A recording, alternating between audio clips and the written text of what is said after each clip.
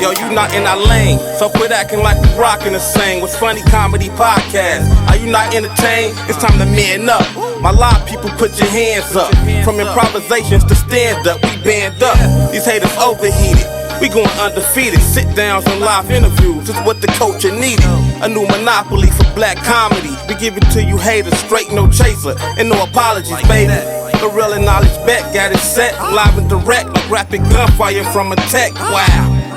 Plow, move from the gate now. All these other pods gotta skate now. What's funny to you? Me? What's funny to you? What's funny to me? Hey family, welcome to the What's Funny Today podcast. I'm your host, Mila Marshall, and we are live on set with none other than the father of all funny festivals, Mr. Knowledge Beckham. We have our resident comedian and Mr. Capadonna himself, comedian Sean Morgan. And the hell does that even mean? You call Cap on everything. And joining us this evening, we have the lovely Cynda Williams. She starred in Spike Lee's musical comedy drama in 1990, Mo Better Blues. So super excited to have you here this evening. Thank you. And I know that you and Sean are good friends, right? Yeah. How long have you known this guy right here? Well, technically about 12 years. Oh, wow. Okay. But really, not that long. Okay. Maybe 6 months, something like that. Got it. Yeah, that's a story. That's what we're here for. It's a story. So when he reached out to me and on social media, we met first. We met in person first.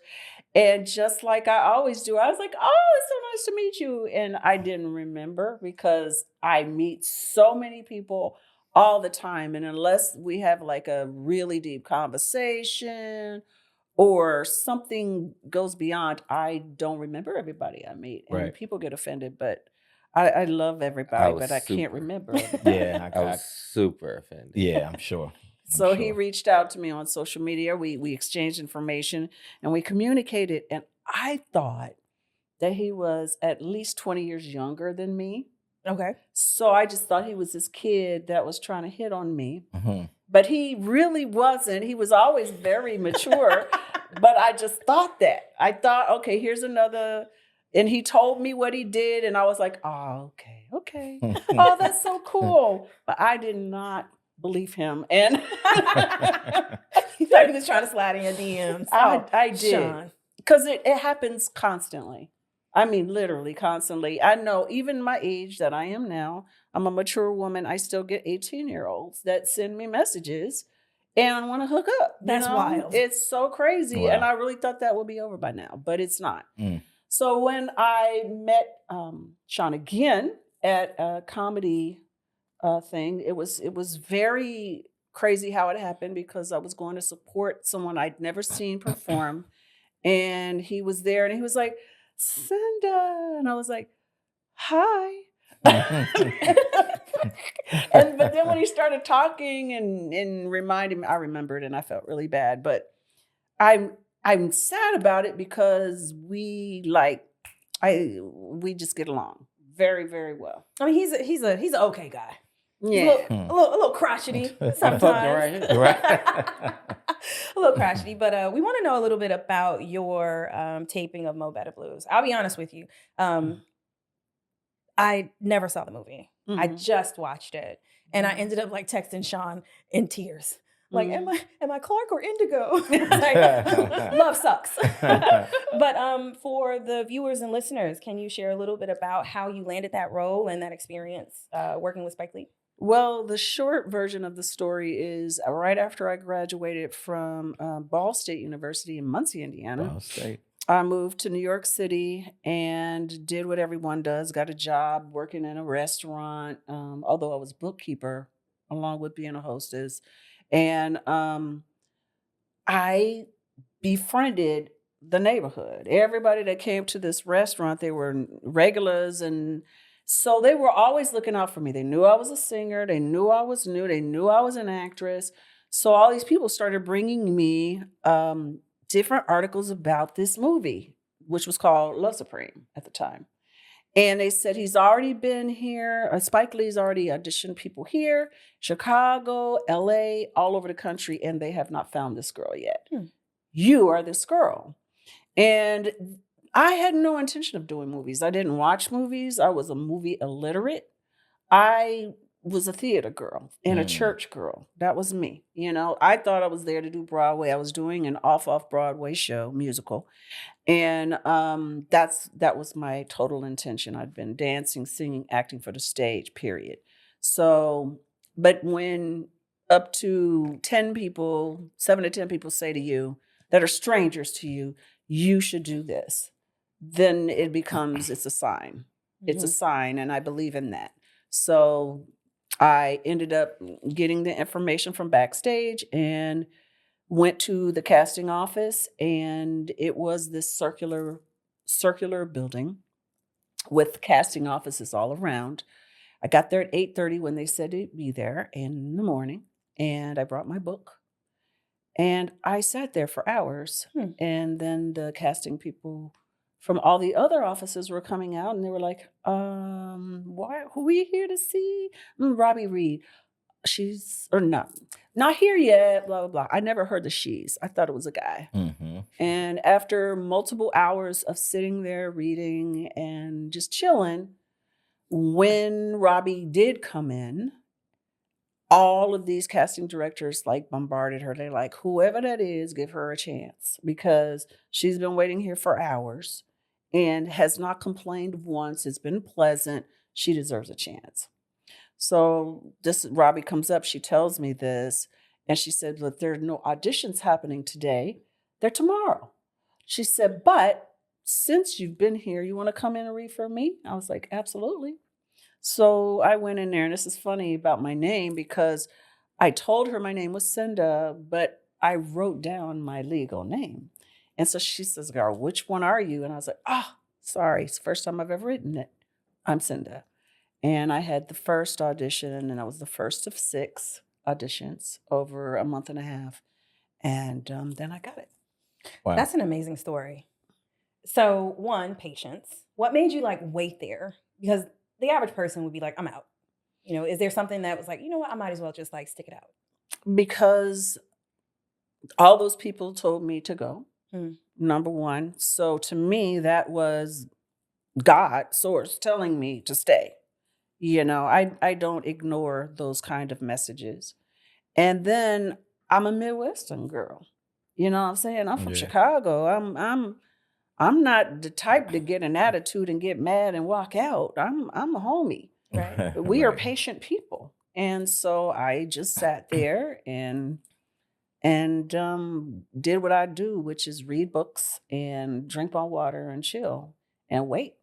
And so they weren't used to that. Okay, so you get the call back to get the part. What are you experiencing at that moment when they invite you, like, we want you for this part? You want the truth? Yeah, the truth. By then I was pissed because I had been literally talking to Spike for the entire time developing the character. I knew the song. I was like, what the heck is it going to take for me to get this? So when I went in for that final audition, which was with Denzel, because I auditioned with Wesley, I auditioned with Spike, I auditioned with a different person every time. By then I was like, they need to make up their mind because I'm losing work. I'm not at work for going to this stuff. That's the Chicago shit, right? Yeah, exactly. I'm like, come on now, you know, because honestly, I have never been the person that's been tripping about a project. If you don't want me, I don't want you. You know what I'm saying? So if you don't know by now, and I talk to you every single day, then I'm not your girl and I'll get something else, you know? So that's the Chicago coming out. So like the attitude and exactly. So after that audition, and I was just like, peace. I walked home, and I don't know how it was quite a walk, but I walked home, and right when I walked in the door, the phone rang back in the landline days, and I answered the phone, and it was Spike. He's like, "Where'd you go?" I said, "I went home." "What do you want?" "What?" He's like, Not what do you want to Spike Lee? Yeah, that part. it was 6 weeks later. I'm talking every day. We had been hanging out, talking, developing the character. I created that girl. Oh. I wrote Clark, okay? Everything out her mouth was my words. And so he was like, come back. I said, are you serious? Yeah, come back. So this time I didn't walk. I jumped on a train. I went back and I walked in. And Denzel was like, we got some good news and some bad news. And I was like, okay, give me the bad news. He said, you got big feet. I said, I got big feet. He's like, yeah. I was like, oh, my feet are very small for a tall woman. Because back then I used to be 5'8", not anymore, but I used to be 5'8". He's like, and the other good news is you got the part. What a jerk. I'd be so irritated. Like, no, that's something Sean would do. Your stupid Absolutely. I'm fucking right here. He would do that. He would do that. But yeah, I got that part and I was very happy. And that was the beginning. And I'm so thankful that that door was opened. And I didn't end up with the career that I expected. Because of a lot of choices that I made, but I have had a beautiful career and I'm very thankful for it. And that was just the first of 60, 70 projects. So, Wow, 70 projects. Yeah. Over the So, knowledge. Cynda, let me ask you this. This is 2024. So in retrospect, we're talking 1990, probably even earlier than that. Right. Because that's when the movie comes out. Mm-hmm. Did you have a feel for the type of talent that was in that space at that particular time? I had an absolute recognition of the talent. I just did not have a recognition of the fact that this was going to be a room full of people that everybody would know one day. Right. Okay. I didn't know that. I'd seen, believe it or not, that wasn't my very first audition for a movie. My very first audition for a movie was a movie that Denzel had done several years before. I went to New York with my university group. We went to LA and we went to New York so we could decide which direction we wanted to go, because at the time, those were the options. Chicago was not an option for me. Right. Because Chicago told me every time I met a casting director, nobody knows what you are. You do not look black. You do not look white. You do not fit this market. You have to leave. Wow. They told me, you need to go to New York, you need to go to LA, but you are never going to work here. So when I went to New York that first time, I auditioned as a kind of like a fun thing, not a real thing, for the movie that he ended up doing with Robert Townsend. I can't remember the name. It was called Finding Mobby at the time. They changed the title, but it was with Robert Townsend and I can't remember the lady's name. She's great. She's doing everything, and she played my mother in a movie, but I can't remember. Yeah. Vanessa Bell Calloway. Yeah. And Yes. And Denzel. That was my very first audition. So that's my introduction to him. I had never seen anything he did. I don't watch TV. I don't watch movies. I didn't know who he was. And I didn't know who any of these people were. But I did know that they were extremely talented. Literally, there was nobody I knew because I was an illiterate when it comes to movies. Do you think that helped you on set, like building relationships with your with other people and kind of having a good time and not being uncomfortable or having this backstory about who they are? Well, I honestly did not ever build a relationship with anybody on except for behind the scenes. First of all, many of those actors were method. They were the characters. So, say Denzel, he was bleak. So when you say method, for those that are completely unfamiliar with, for those that don't know anything about that what that is a style of acting where the actor completely dives into the character in their entire life. They become the person. They live as the person. They only want to be called by the person's name. He was playing his instrument. And the guys were hanging out. So he wasn't very nice to my character. So you can imagine he wasn't very nice to me. And then there were other things that happened. So it was very much a boys' network. Yeah. It was a man's movie. It really Right. was. Right. And so I wasn't friends with anybody. I wasn't friends with anybody except for Cliff Booker, who did my hair, Ruthie Carter, who did the wardrobe, Ernest Dickerson, who did cinematography. Those are the friends that I made, not the actors. So Not the actors. the crew. The crew. And I'm kind of a nerd, and Were you like in the back reading your book? Who would have guessed that? shut up. But I'm a nerd, I never okay? knew. And I was at the time, I've found my voice, but at the time I was extremely shy. And literally all I did was read. I didn't have friends, hardly any friends at all. So you're in New York City And and you have like no like life It with was me, myself, and I. I had a few friends Living her that light-skinned life. little light skinned like so privileged. I had some friends that came, like my ex-boyfriend. I had a guy that I dated for a few years. He was in New York, but we had broken up. So he was dating someone else. So I was kind of friends. That's how I got my first job, was through his girlfriend. So I was kind of friends with them, if you can call it that. And then I had my best friend that moved there with me, who had left me by now. She hated New York, and she was like, peace, I'm out. So I was living by myself and working literally all day, double shifts every day to afford it. And so my friends who were always my friends, books. Those were my buddies. And so I wasn't sad about not making friends. And honestly, throughout my career, I have a few actor friends, but most of my friends are the crew. So last question before we move on to the rest of the conversation.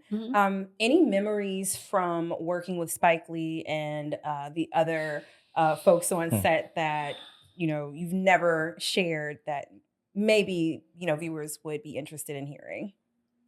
So many that I'll never tell.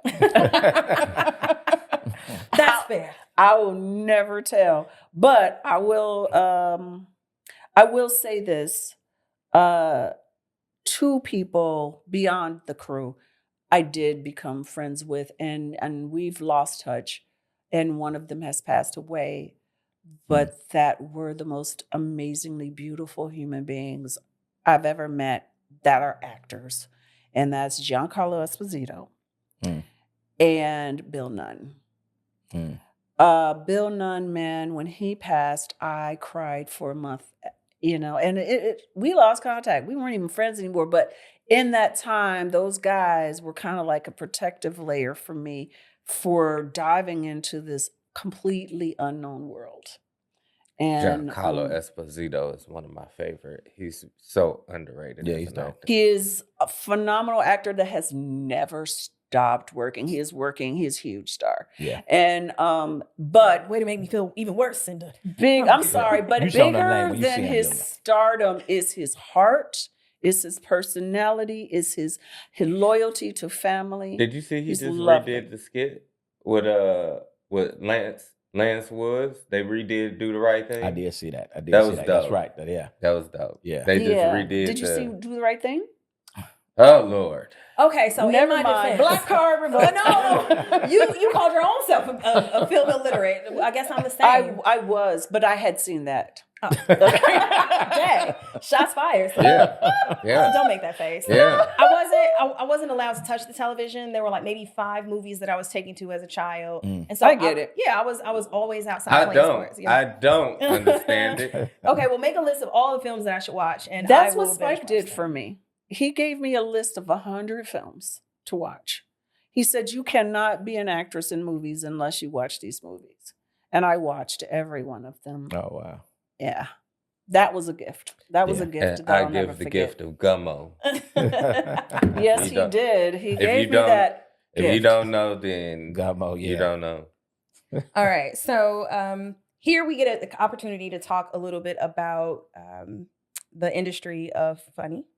And so sometimes, we have these conversations and they can strike a nerve with people. But that's kind of why we're here. So I have a question for you all. And Knowledge, I'll start with you. Cool.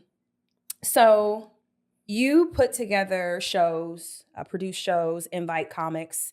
And sometimes there are sensitive audience members and there's something going on in the world. In your opinion, do you think that comedians should have boundaries or limits in what is funny and what they make a joke?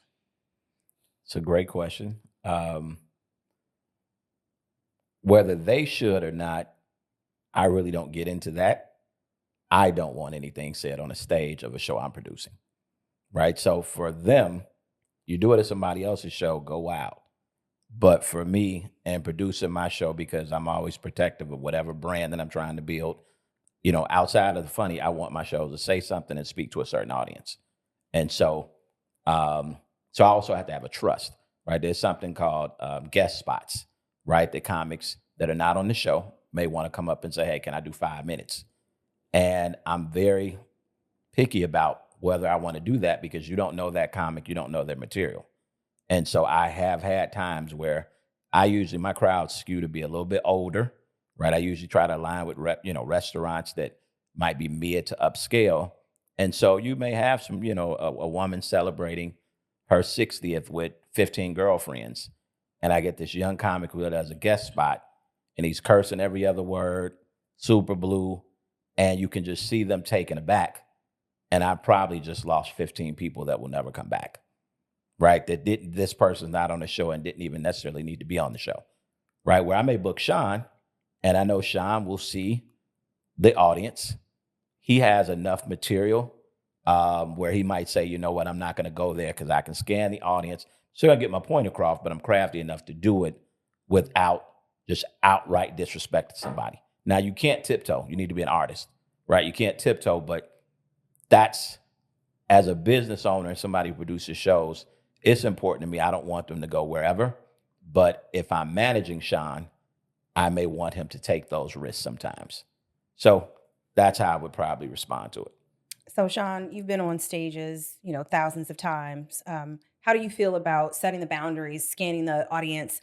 Do you have, and is it no limits with you? Absolutely not. I'm known to actually go against shit on purpose. So if they say, you're not supposed to talk about that, that's what I talk about. The gay joke did 10 million, right? You can't talk about gay people.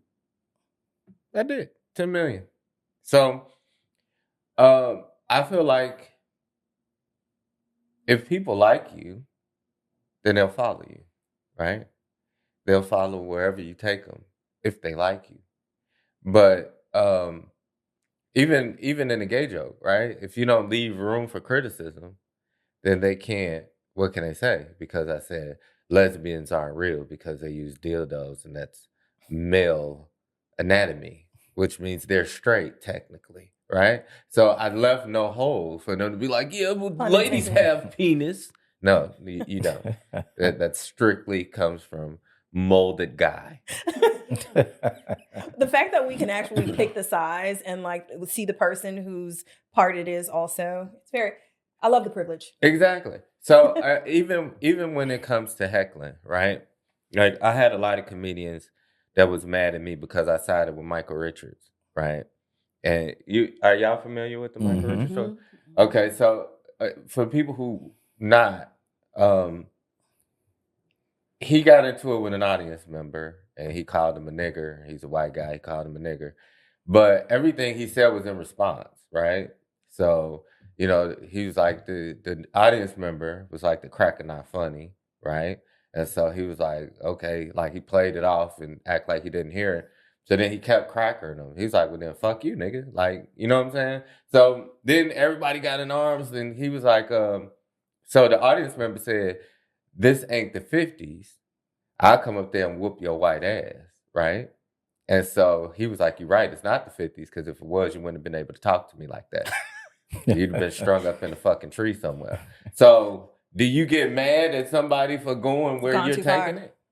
No, that's not too far. Well, no, I'm from the audience perspective. Member, right? Yeah. So he like, yeah, this ain't the 50s. You right, this ain't the 50s, or you wouldn't even be in here. You be in your nigger only club with your dirty water fountains, because that's what the fuck was going on at the time. Which is pretty funny when you think about it. Exactly. You know, but so people have different people levels was of mad at sensitivities. him for responding, and the news played a big part in that as well, because they didn't show what he was reacting to. They just showed the reaction, and I felt like that was shitty, because as a comedian, if you heckling me, I'm going to point out what I see. So if you say, hey, you skinny nigger, I'm going to be like, fuck you, fat bitch, or whatever. I'm going to do the same thing. Get on their level. Yeah, because it's just like in the military. You couldn't cuss at your superiors, but if they cuss at you first and they bring that conversation to that level, then you can say it back. You just couldn't be the aggressor or the initiator. But is it the way in which you say something? Right? Like, is it like a tastefulness or the ability to pivot and tell the joke in a different kind of way that's less offensive? Comedy was always about being offensive. From the Lisa Lampanellis to the Rodney Dangerfields to Sam Kinison, these are all people who made a living off of saying crazy, fucked up shit. So now we live in this society where you have to watch what you're saying. Like, you at work and you got to say happy holidays because you don't want to offend people who don't celebrate Christmas. Fuck you. If you don't celebrate it, don't let it affect you. If it was Klan Day, I wouldn't give a fuck. Like, it don't affect me. Unless you want me to come to the meeting. You going to a Klan meeting. It's crazy to think about. And I would pay to see it. They would love me. I know they would. You laugh the hoods right off their heads. Yeah, not just that. They'd be like, maybe niggers aren't that bad. You would save our race. I don't know about that, Sean. So, Cynda, you've known a lot of comedians and you've sat in audiences. Has there ever been a set or a joke or even a comedian, and maybe you don't want to name them, like, is there anything that makes you uncomfortable that you think, like, yeah, that's not funny? Only one time. Hmm. And I've been watching comedy. No, it wasn't you. I've been watching comedy for years. I've had a lot of comedian friends. So I like to laugh because I can be a serious person because of, just my personality. So I like to see comedy. And one time I went to a club in LA, a well-known club in LA. And unfortunately, I was too near the front, of the stage. And I was sitting like this, and this guy, the comedian, started talking about me grabbing my stuff. And I just thought that was so freaking inappropriate for him to, if I'm heckling you, come for me. You know what I'm saying? But I'm just sitting there like a lady. Well, most people know this, right? Now, I'm sorry for cutting you off, but people who attack the crowd first typically aren't that talented, or they just ran out of shit to say. And that was the issue. He didn't even, that was his start. Yeah, That's how he started he his came show. up there not knowing what the fuck to do. And this was a very reputable, wasn't a dive. This was a big venue with big names. And he just came after me. And that was literally flirting. How long ago was this? It was a long time ago. Yeah, so he was Clark, goddammit. He was trying to get on. He didn't know Clark. He was white. He didn't know who I was. Shit. But maybe it was, but it felt like an attack. And I am used to being, I grew up with all males for the most part. My sisters weren't born until I was 14 years old. So all my cousins were male, my brothers were male. And so my entire childhood was learning how to deal with people trying to make me mad. Mm-hmm. Right. Trying to hurt my feelings. So I don't get my feelings hurt. That's how I can hang out with him. You know what I'm saying? Because he don't hurt my feelings. Yeah, I feel like if you hang out around Chicago comedians, you are ready for war. Is this a ghost? In my empty fucking chair? But I'm used to it. My brothers, my cousins, they were always trying to get me upset. And I was like, yeah, whatever. If you know that you're wearing a feather boa, right? And that's not even normal for straight people, right? You doing some shit that even the straight people not doing. So now you come in here with that energy, and we just supposed to be like, Man. Even the wheelchair dude got it Right. every week. Yeah. He already knew. You roll your ass in here, you better be able to take a goddamn job. Yeah. That's the point. Yeah, I mean, I think, it's like that whole. Now, I'm telling you, that attack was because he was checking you out and he was probably thinking of what he wanted to think at that moment. But like coming to a comedy show with a big ass hat on, people gonna talk about your big ass hat. Man. That's just But it's the same thing like with women that get upset, say if they have on booty shorts and somebody whistles. I mean, well, what do you expect? You know, right. it's you the gonna same dress thing. as a piece of meat and get mad at motherfucker hungry? Yeah. We hear the producer giggling in the background on that one. I mean, That's the truth. it's comedy. I should be able to dress how I want to dress. Yes. And Yeah. I should be able to whistle how the fuck I want to whistle. But at the same time, I'm a singer, right? So having sung in a lot of different rooms, I never sing a song the same way. Because depending on who's in the audience, I can feel the vibe. And I'm like, that way may not work as well as this way. And so I change it up when I'm singing. I might take one song that's really sultry and whatever and blah, blah, blah. But then I see this group and I feel this vibe and I'm like, no, I'm going to play with them on this song. So I take the very same song and I turn it on its head. I tell my keyboardist, hey, we're going to do it this way. And then we just turn it on its head. and you know what? It works every time. So that's why I love the improvisation of jazz when I sing jazz, because you can do it any way you want to do it, based on how you feel your audience will receive it the best and enjoy it the best. Not the same thing. Comedy is comedy. It's very different. But at the same time, I think it's commendable when an artist is so good and so connected to their audiences that it's not about them, it's about their audience, because that's who's paying for this. Right. And you are going to give them the best show that they can receive so that they come back and spend another $50 on you or whatever it is, because it is your job to give them something to think about, something to laugh about. It is not about you. This is my joke. Well, how can my joke... Well, kiss my ass and this about me when I'm on that. It's absolutely about me. But that's just, everybody got their way. But for me, my audience, I want to serve them. That's my job. I'm not going to take you black coffee if you ask for cream. You know what I'm saying? Right. So I just think it's wise sometimes to be conscious enough of the people that are there paying your bills to give them something that will feed them.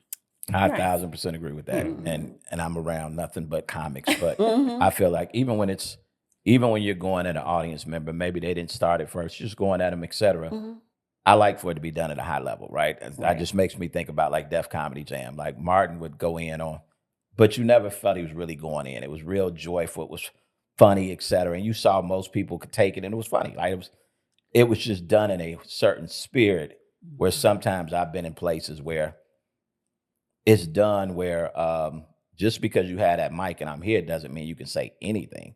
Like it's not. I don't feel the fun. It's like cops. Well, I got this badge, so I can beat your ass. You know what I'm saying? Well, no, you can't. You can't do that. No, because I feel like if the comedian is being attacked, that's one thing. Yeah. But if they're the aggressor, then it should be done a certain type of way.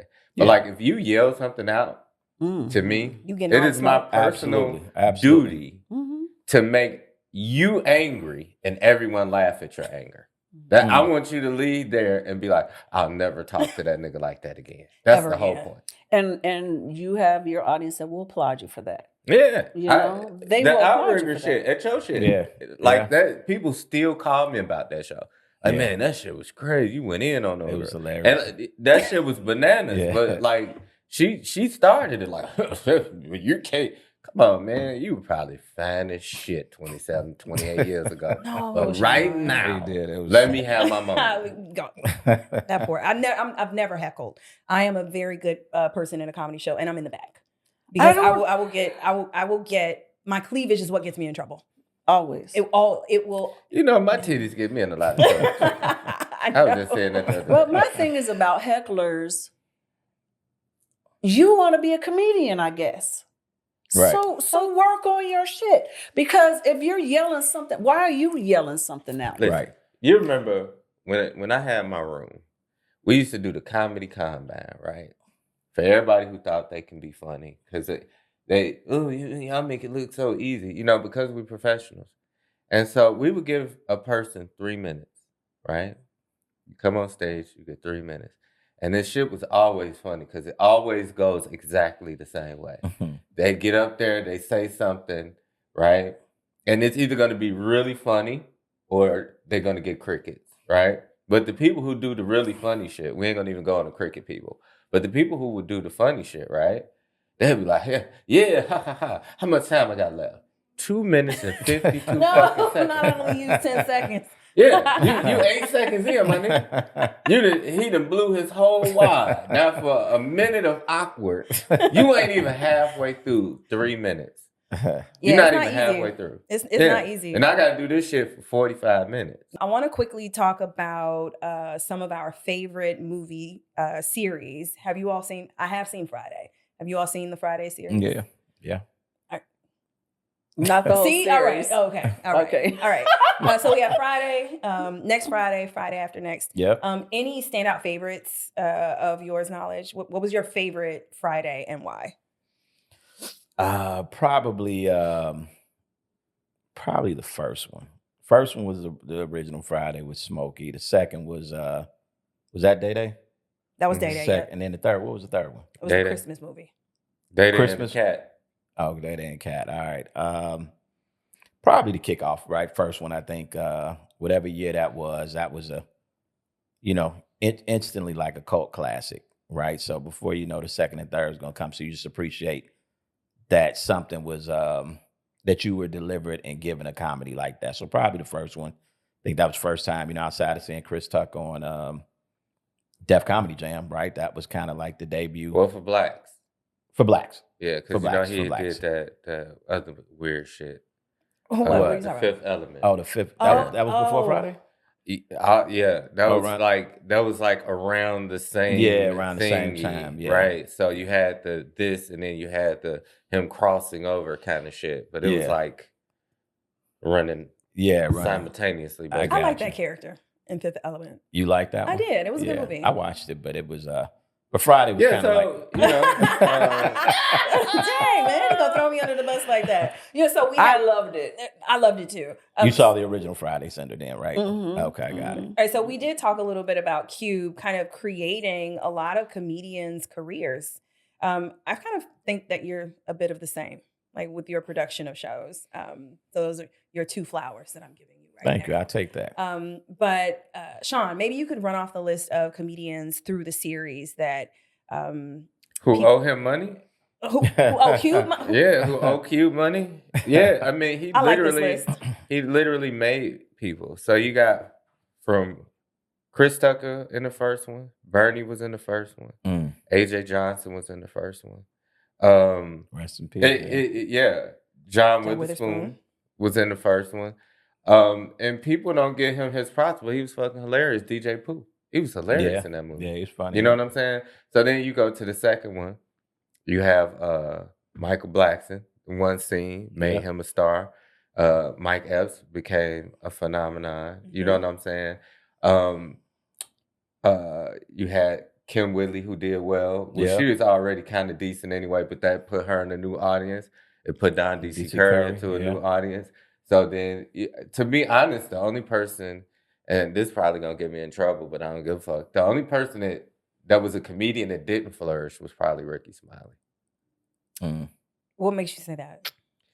I mean, there For was his no comedic notoriety. career? Yeah, I mean, Okay. he was already he's good yeah. with the radio and all that shit, but I mean, he's never been really that great of a comedian. So everybody else like kind of pushed it forward. You know what I mean? It allowed people to see what they could do, and he's like the only one that they was like, Because maybe can he be little Daryl Santa? Right. That's what everybody wanted. He's not even gonna be little Daryl but Santa. in a way though, if you can't flourish, then it's a good experience to know that that's not what you should do. Well, I mean, he hasn't stopped, so he didn't learn anything. He still does stand up, but I mean, at least now he knows he does like a lot of music shit. And, Yeah. you know. Yeah. So, but yeah, he's about the only one that didn't. But everybody else from shit, even Terry Crews, like even the Yeah. comedic acting side, Right. you know what I'm saying, flourished from that film. So So, it definitely birthed a lot of careers. so in your opinion, what's the difference between a stand-up comic and a comedic actor then? Well, I think they kind of go hand in hand. I don't think you could be a great comedic actor without some kind of comedic timing, right? Like you don't have to be a professional comedian, but you got to be a person that can be barbershop funny to be a comedic actor. I don't think you can just do it. Do that make sense? So I think they kind of tie in together, but not many people do both well. You have people like Bernie that did both well. You know what I'm saying? Then you have the arguable people, the Cats, and not Cat. Cat is pretty known to be good at both, pretty solid. Yeah. But then when you get to like the Kevin Harts, that's when you get arguments. You know what I'm saying? Because some people be like, I love Kevin's movies, but I don't like his stand-up. And some people be like, I love his stand-up, I don't really care for his movies. Same thing with Mike Epps. You know what I'm saying? So they're objective, but the Bernies, they were great at both. I think Mike Epps is a genius comedic actor. Like I agree. And then I agree. when they said he was doing Richard Pryor, I ain't gonna lie, I was skeptic as shit until I seen him actually do it in that movie. And it wasn't even a great film.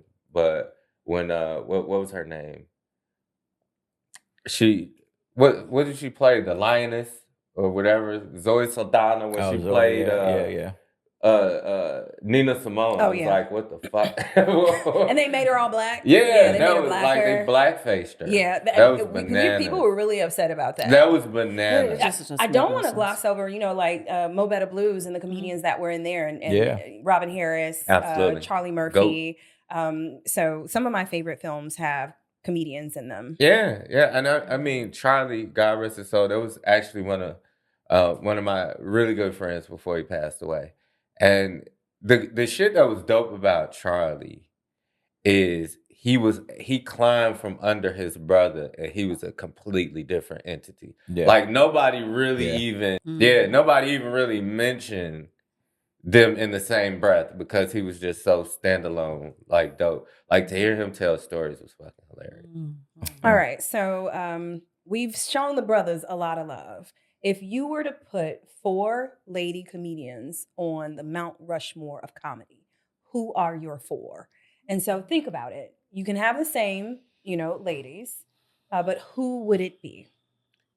Man, you got to go for. I got to think. I got to think on that. Well, I think the Mount Rushmore has already been set. As far as the queens, that's 3 out of 4 right there. I personally would take Monique down. But that's just me. I feel you. You know what I mean? I feel you. Why would you take her down? Yeah, I don't think she's not funny enough or not a long enough run or what? Yeah, I think that it's maybe a little personal, but I just never found her to be like the Parkers was good. I never watched Precious. I'm not into them kind of films. You know what I mean? Like I want to see more uplifting shit than niggas winning Oscars for smoking Newports. That's what the fuck we do. Like, you know what I mean? That was a hard film to watch. If you're a black person winning an Oscar, I want to see it in a non-conventional nigga setting. Do that make sense? I feel you. You know what I'm saying? It's like, hey, nigger, you drink this Schlitz malt liquor and smoke a Black and Mild, and then I get an Oscar. Yeah. You know what I mean? Like, this is what the fuck I do when I'm not. So, I would say, honorable mention, Pat Brown, right? Mm-hmm. Adele stays up. Some more stays up. And if I had to go new age, I would have to go Just Niche.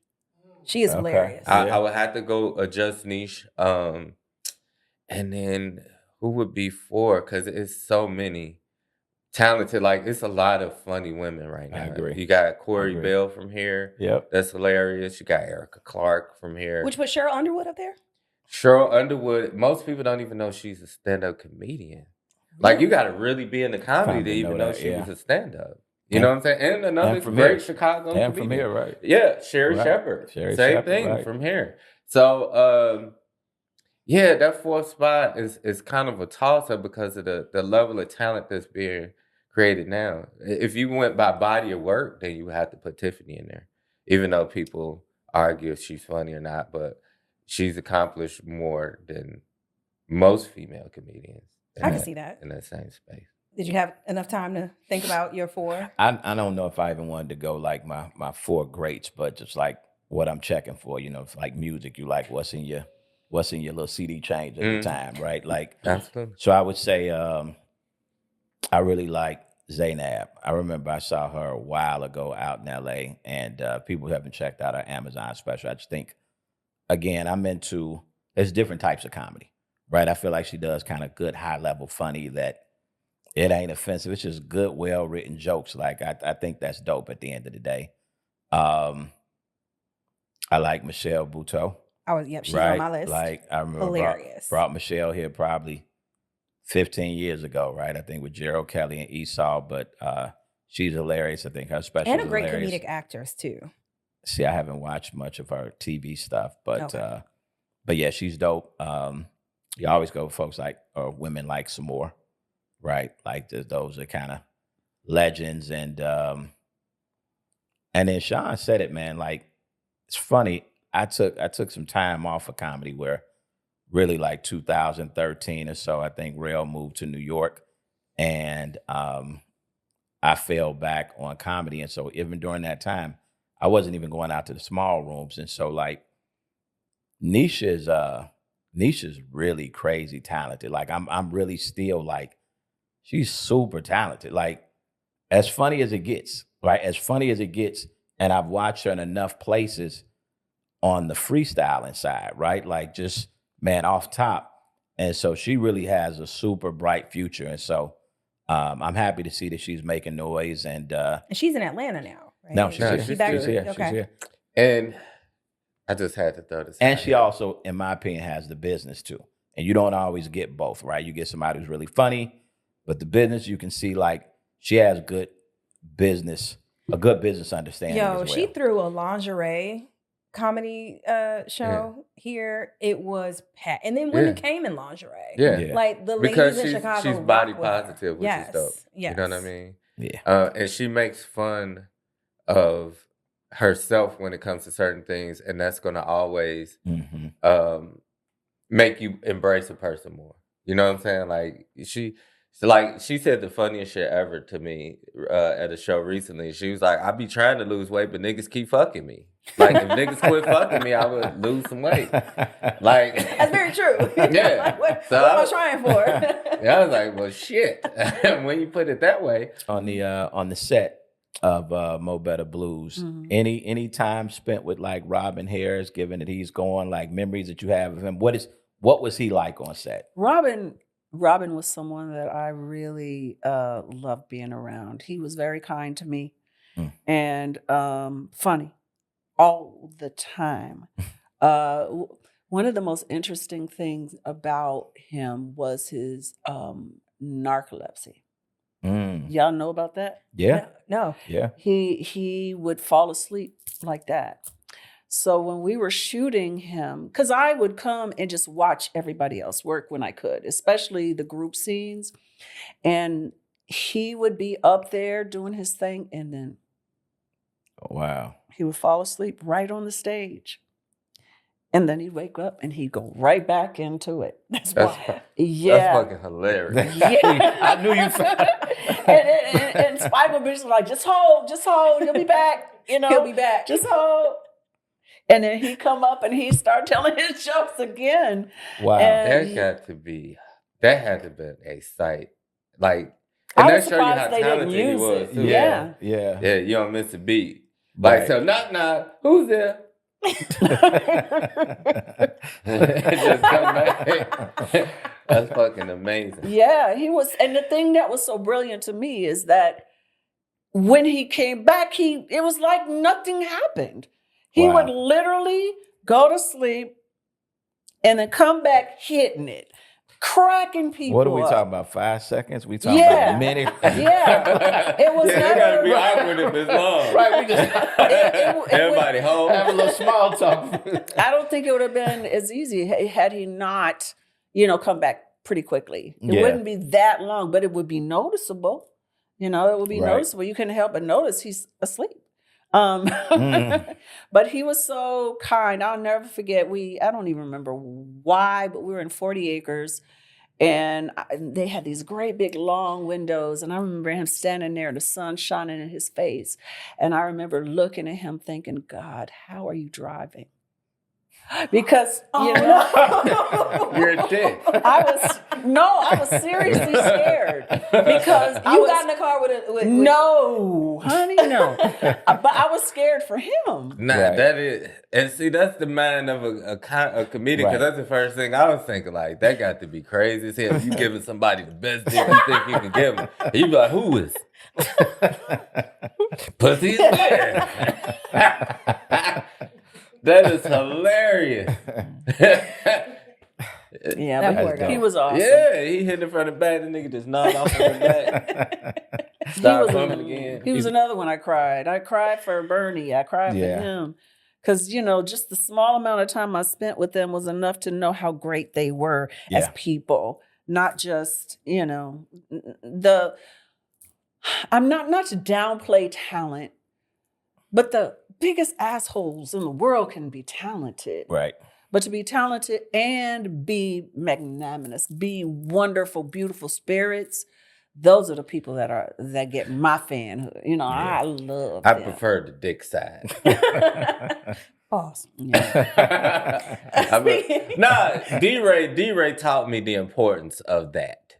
Like, people don't understand it. You can only be personable once you make it. Oh. If you haven't made it and you nice, people just automatically assume you ain't on shit. Like, and it's battle tested and proven. What like do you D-Ray. Okay, so there was a time me and D-Ray was really close, right? And he told me, he pulled me to the side. He was like, "You're too personable. People don't support friends, bro. They just don't. You have to be a star to these people." And I was like, "What do you mean?" He was like, "You have to be a star." He was like, "Think about this." He said, "How many of your for real friends come to your shows?" And I had to think about it. It's like, real. Damn. Like, none of my guys. Like, and so, because they take it for granted. Like, "Oh, this is my nigga. I just catch the next one." And it's not personal. And he was like, I even put it on another level. He was like, at the time, I was still with Jeezy, right? So he was like, "You doing this shit with Jeezy, right?" And I was like, "Yeah." He was like, "How many albums of his have you bought since you've known him?" And I was like, "Holy shit." You're guilty of it I'm too. a dick too. So, and so when he said that, it brought a new level of understanding. And that's why I try to be cordial, but not overly friendly when I'm out with people. Because if you cross that line and make them think that you're more of a friend than you're a comedian and they're a fan, that they don't support. But I can tell the difference between someone that's protective of their boundaries and someone that's just an awful human being. Oh, I know several of those. You see what I mean? I I'm know talking several. about. And people like some of these fucking people. I and it's know a ridiculous lot to me. of awful human beings. I know far too many. Yeah, I took one off of my Mount Rushmore earlier. Oh. Goodness. Speaking of amazing people, we want to say congratulations to Donsky. He's celebrating 8 years. Oh yeah, congrats, Don. Yeah. And this do you all work together at all? We've collaborated on a couple of things.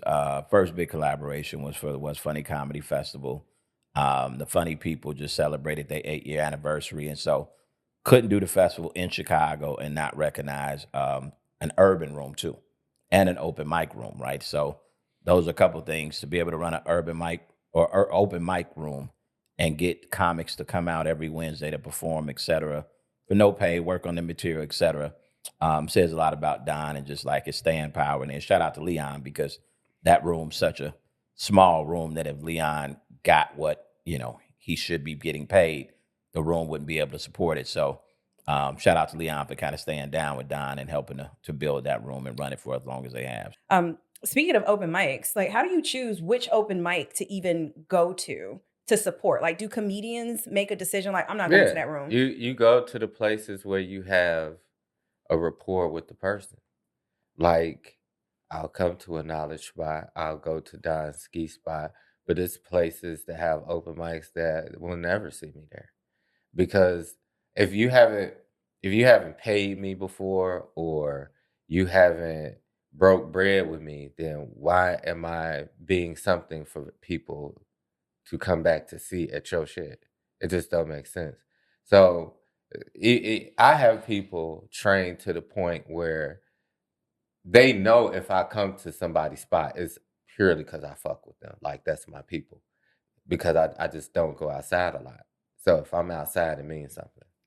So knowledge, when you start a room, what are 3 things that people need to keep in mind if they want to follow in your footsteps? Because I've seen people try to start open mic nights or produce comedy shows. What are some things that people need to like keep in mind if they want to do something that's successful, get really good, comedians to pull up and get, people in the seats? So I want to give you a good answer, but I got to keep some of the sauce because it is difficult, right? It is difficult. One is, I know we talked about like comedians with jobs. If you're a producer or promoter, it'd be good to have. You made everybody upset with that. It'd be good to have a job to do that because usually starting a room, unless you're just a super duper promoter, you're gonna probably take losses for a little bit, right? Because specifically with the sizes of the rooms that you have, again, unless you're just like a really dope promoter and you just have a huge following, most times the people that you're booking, they don't necessarily have huge followings, right? Even if they've done things, they don't have huge followings. So putting their face, their name up on a plugger doesn't necessarily bring people in. And so you have to be able to run that room for a period of time in the red, right? You just got to get the reputation that you throw good shows. But that takes a while. Yeah. That takes a while, right? That takes a while for that to spread. And all while you're doing that, you're usually taking a loss. So it's a lot of times you want to have something worked out and a real good understanding with like the owner of the spot, right? Because oftentimes they give you an opportunity. They're looking to see something turn around and it might be unrealistic, right? So it's really understanding the business. But again, that's part of, I think, what has me create good rooms and long lasting rooms.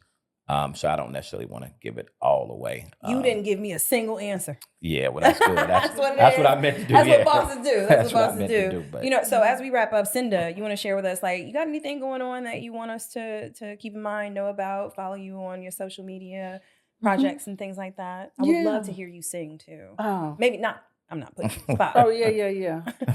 I actually sang for somebody on the phone today. It was weird, but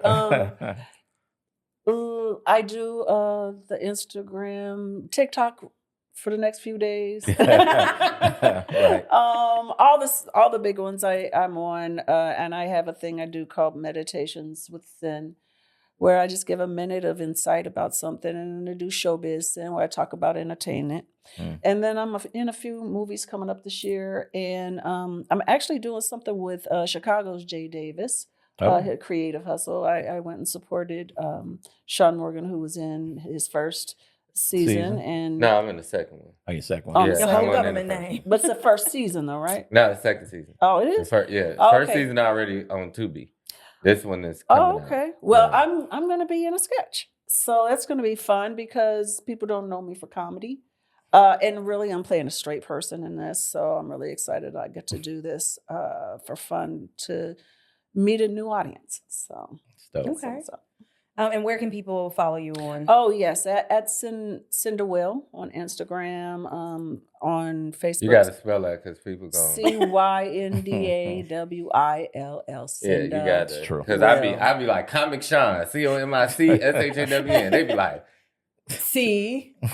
So what is motherfucker comic? And my name is Sean. I just said how to spell the Sean. Yeah. Well, now y'all know where to follow him on social media. Speaking of that, my mouth is still numb from the dentist, just so I don't get the Bobby Brown cocaine conversation later. Hey, did you see Sean? Right. Yeah, we got to throw that out there. It's not cocaine. It's no cocaine. Hilarious. And there you have it, everybody. Thanks for watching What's Funny Today podcast. I'm your host, Mila. Follow us on our social media on Instagram. Like, share, and tap in. Be careful what you say. Sean will come for you. Check you later. I'm fucking here.